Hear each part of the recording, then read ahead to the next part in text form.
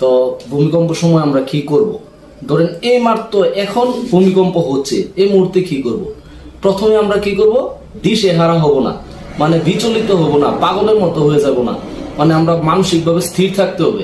এখন আপনি দিশেহারা হয়ে কি করলেন? ছাদ থেকে লাফ দিলেন, এটা করা যাবে না।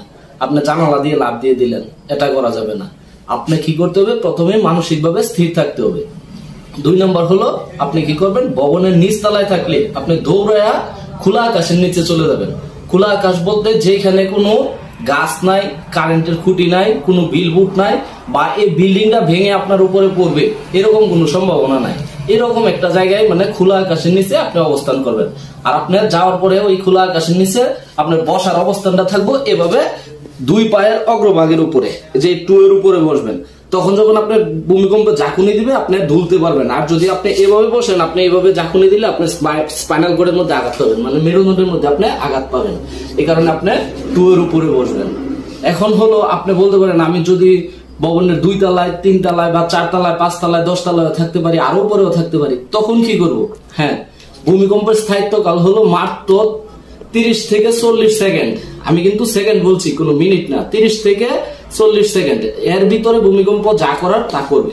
এখন আপনি 30 সেকেন্ডের ভিতর কি আপনি নামতে পারবেন? একটা মহিলা নামতে পারবে? এটা সম্ভব না। 2 তলা, 3 তলা, 4 তলা, 5 তলা থেকে নামা। তখন আপনি কি করবেন? আপনি ভীম বা কলামের নিচে আশ্রয় নেবেন। আপনার বিল্ডিং এর ভিতরে যে ভীম কলাম আছে এটার ভিতরে আশ্রয় নেবেন। আপনি সিঁড়ি কুটার নিচে আশ্রয় নিতে পারেন। আপনার বাথরুম কিন্তু একটা রুমের ভিতরে আরেকটা রুম, আপনি বাথরুমের ভিতরে আশ্রয় নিতে পারেন। এখন হলো আপনি যদি আপনার ঘরে যদি শক্ত টেবিল, খাট এগুলা থাকে, আপনি এগুলার নিচে আশ্রয় নিতে পারেন। এখন আপনি কি করবেন? মাথা থেকে কি করবেন? আপনি একটা হেলমেট ইউজ করবেন। এখন তো হেলমেট থাকবে না, এটাই স্বাভাবিক, কারণ আমরা মোটরসাইকেল কিনে 3 লক্ষ টাকা দিয়া 500 টাকা দিয়ে হেলমেট কিনি না। তখন আমি কি করব?